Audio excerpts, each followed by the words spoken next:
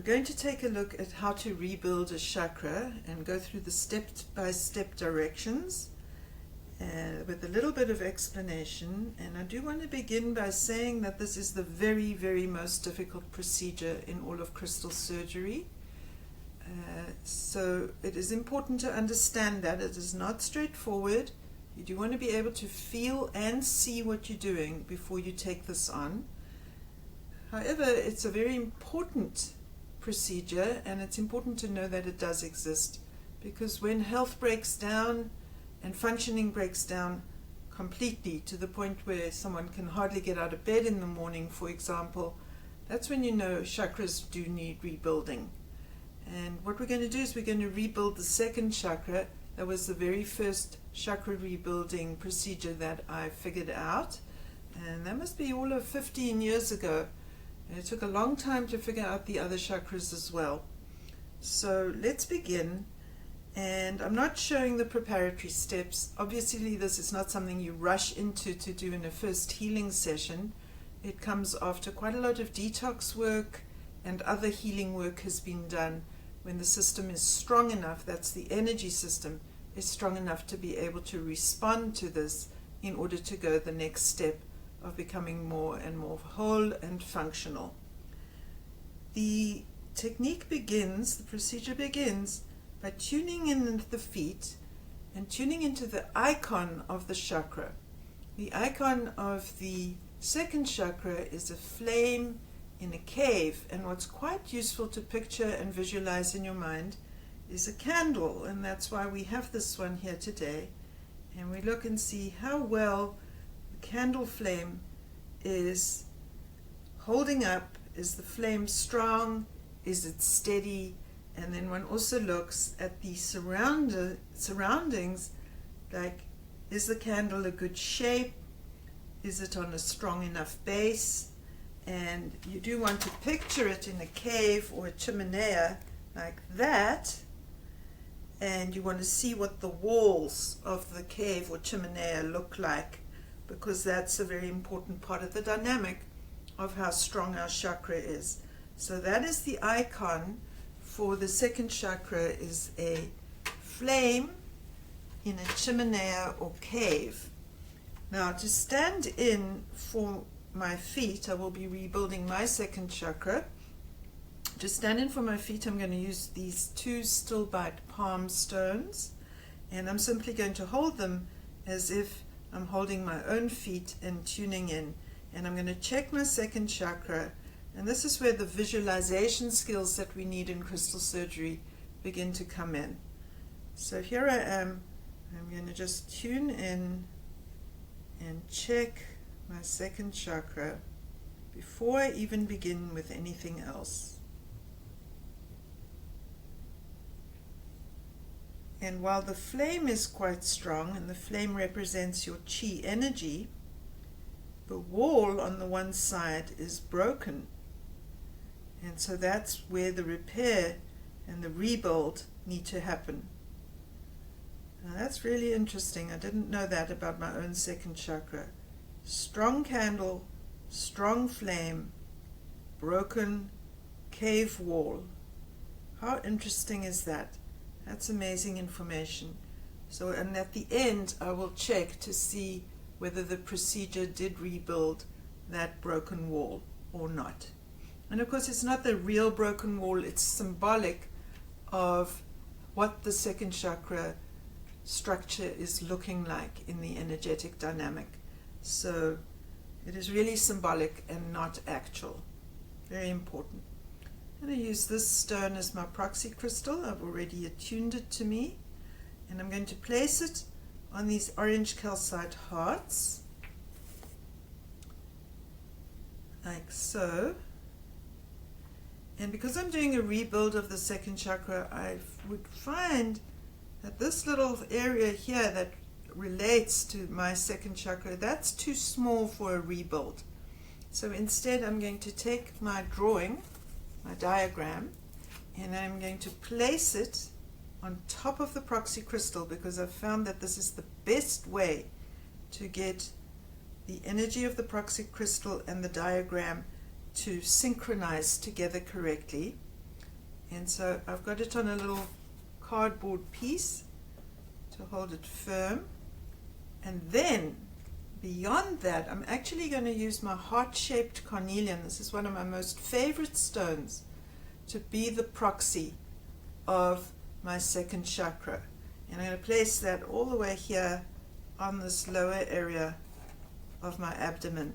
So I've now magnified on the proxy. I'm magnifying the second chakra to be all of this size and connected in to my second chakra, giving me a nice surface area to work on. That's not dissimilar to an in-person second chakra size. I'm very pleased with my little arrangement. Let's see how it works. So we do want to follow what it says in the book. And the first step, evaluate the chakra's energy by looking at the icon, and we've done that. And then we go to clear what could block healing, and that means decording and also deleting any painful lesson imprints that could be sitting on the chakras. So here we go with the decording. I'm going to do decord relationship chords with my hemimorphite and my convoluted sheet quartz. And here we go, so quick and easy with a proxy once set up correctly. And wow, there's a lot of cording into my second chakra. And of course this cording can be from people that have already passed on even, as well as people currently in one's life, and passed on in the sense of no longer on this planet, in this dimension, or passed on in your life, that they've moved on and you're not even connected to them anymore. But that can continue to exist, that cording. And I go a little more systematically here in a true fan grid. Yeah, that does always work best with this style of decording. Nice fan grid. Good. And then we melt that way, and I'll just take it this way.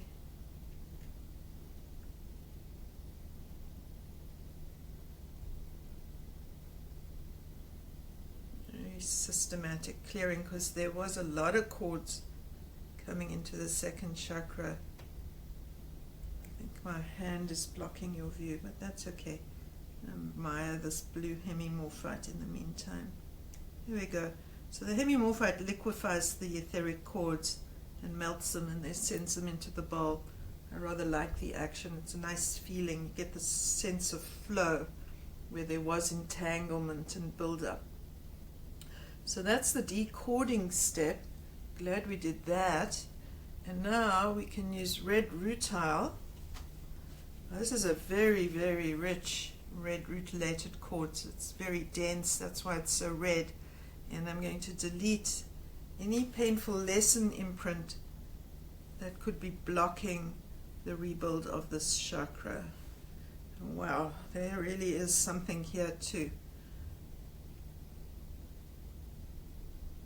I think I might have to pay myself a big fat fee for this session that I'm giving myself. That's it. Wow. It's strong.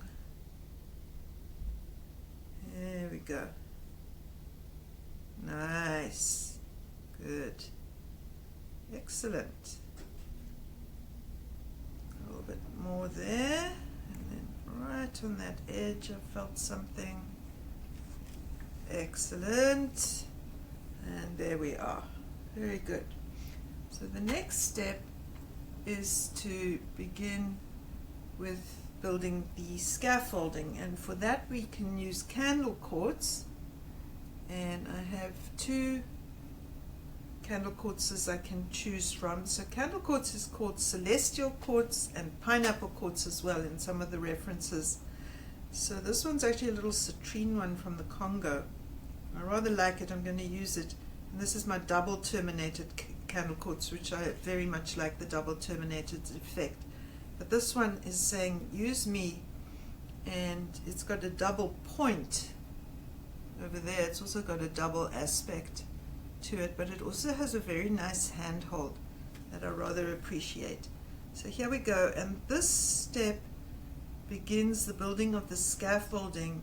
It creates grooves which the etheric tissue can line. So you know, when you see the foundation being built for a building, and you see first you have to dig the trenches of the foundation, and that's essentially what this step is just building the grooves, the foundation for the etheric tissue to slot into. There we go. There we go. Rather excellent. Nice. Fairly straightforward, that step. And then we have to do weaving, and weaving is not straightforward. It is very difficult to catch hold of. So let me bring the book out and just explain that what we're wanting to do with our weaving is actually weave a three-dimensional box on the second chakra, because that is what's going to give strong walls to the new etheric tissue that we infuse into the chakra. And so we're literally going to build a box using Tangerine Quartz and actually weaving the structure over here on the second chakra. Really good stuff. So how do we weave this box? You want to use Tangerine Quartz, and I usually use this wand. And over here, this is Madagascan Tangerine Quartz. It's actually hematite that's creating that color, but it's giving a beautiful tangerine color and does a fantastic job and has taught me a lot, this wand. And this over here is carnelian. But I'm not going to use the wand because I'm going to guess that you don't have one if you want to do this. And so I'll show you can use a Tangerine Quartz crystal. And this is Brazilian material. And it does not have to be in a crystalline form, its original form. It can be shaped like this one. This is the one I'm going to use because I like its point and I like its energy. And then if I'm working remote by myself in a session, I actually can choose to use this one too. This is also a little slender Tangerine Quartz. Now, right now I want to use this one because I feel like it's going to do a fabulous job. So we begin by just doing a 2D grid. So I'll start in the middle and just grid the chakra. And boy, I can feel that going up through my energy system. That's rather nice.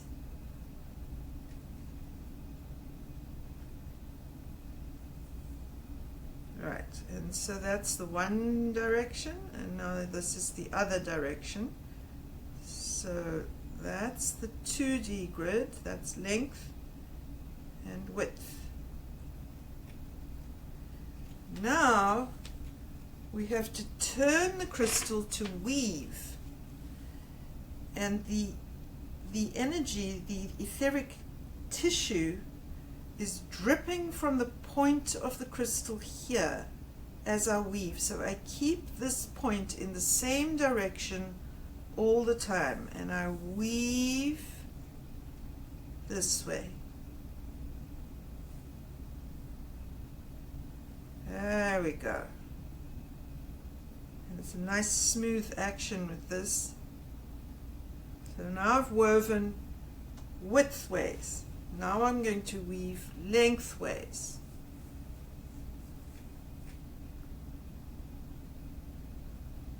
There we go. Beautiful weaving. And all these steps are shown in the book, but if you don't have it, you're going to have to learn it from this video.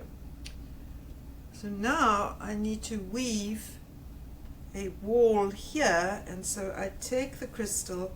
This may be below your point of view, but you got to start low, and then you keep that point pointing in the same direction, and you weave upwards. Great. And there we are. The crystal saying that's enough. Now I turn the point this way to point upwards towards the ceiling, and I weave in this direction. I'm weaving one side of the box. There we go. Now I'm going to weave this wall of the box that I'm trying to weave. And there we go.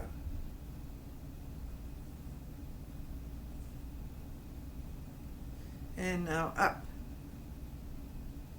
to weave in this etheric tissue to build the box. And now this side.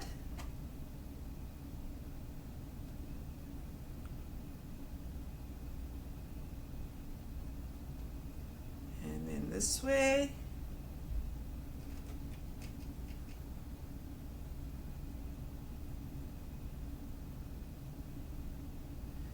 Good. And now this way.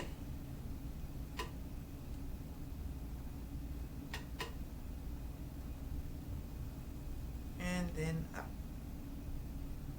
Now see how it's a little bit difficult to keep it just upright like that, because you need to go this way. As long as the point is going in the right direction, it's dripping that etheric tissue just the way you want it. So now I've got a bottom layer, I've got sides, but I don't have my top layer yet. So here comes the top layer.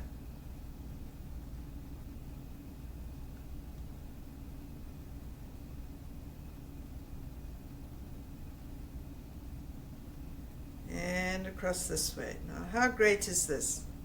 I have woven a beautiful etheric tissue scaffolding box to infuse with etheric tissue for rebuilding the second chakra. Absolutely fantastic. So now I get to infuse, which is the easy part, and for that I need a nice big piece of carnelian. So here's another fantastic piece of carnelian that I have, and it too has a little heart-shaped design in it, which thrills me to my core. And so I'm actually going to infuse my carnelian proxy stone with carnelian energy. How compatible can you get? I feel like a genius. So that's a good thing. And so I just infuse the etheric tissue into the woven box, just like so. And I can feel it sticking and making the second chakra more strong. The energy feels more dense instead of too light, and that's dense in a good way. And then to finish off, I'm going to use my orange calcite to infuse that quality into the second chakra. And then perhaps I will too become emotionally stable. Imagine that. Very nice idea. Nice. Now just let me tell you, the second chakra is an extraordinary chakra because it is your chakra of incarnation. It has the reproductive system, and it has the digestive system as well, and so it's a very, very intense chakra. And on top of that, it is the center of your emotional system, because they have found that there is an enteric nervous system right there at the second chakra, and that is part of the nervous system, and that is part of the emotional system. So if there are issues with your reproductive system, with your digestive system, and with your emotional system, then you need a second chakra rebuild. And so that is how to do it. At the end, you do want to go over everything with a lightning struck quartz. And a lightning struck quartz is a quartz that has been struck by lightning, or will even have a pattern in it, a zigzag pattern from the lightning strike. And this lightning struck quartz will activate the new etheric tissue, bringing it into the live vibration. Remember, we have a lot of electricity in our bodies. We have biochemistry and we have bioelectricity, and we do want that electrical nature of the tissue to be activated and switched on. And so for this, once again, we do gridding.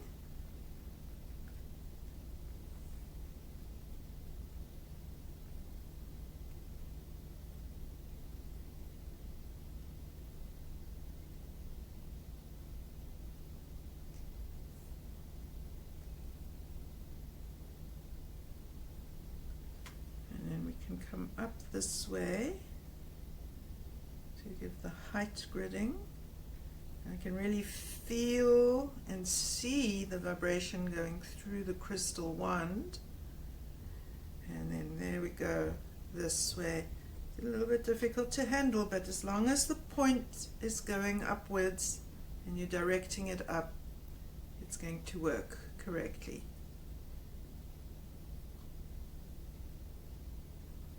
So technically that will flow through for all of the grid, but I think I'd like to do this side, and it makes sense because that probably is the side that was a little bit more broken down when I pictured the icon. So let's make sure that we're getting the right effect.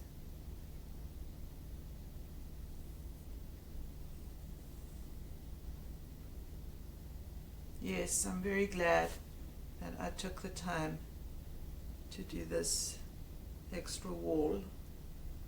Yeah, very nice and strong. Good. Okay, I think I'll go up here too. Oh yes.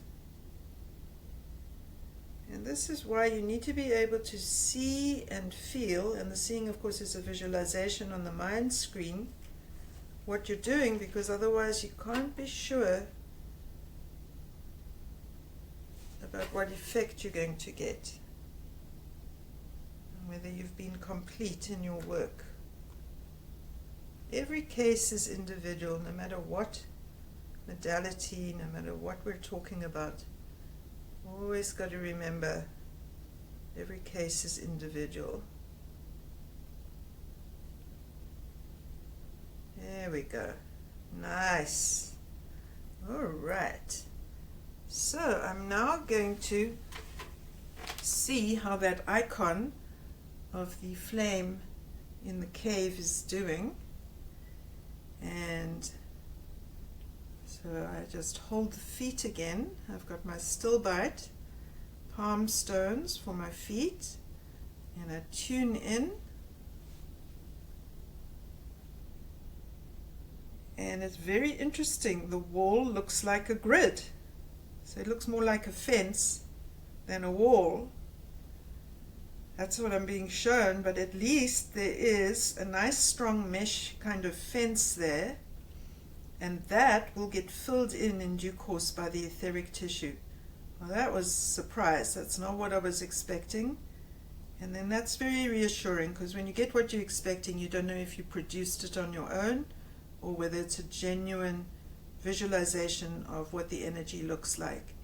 I'm rather pleased with that, and as I'm watching, I can see that the that mesh fence is kind of getting filled in with actually white etheric tissue at this time. So I may tune into this again at a later stage and see how it's doing.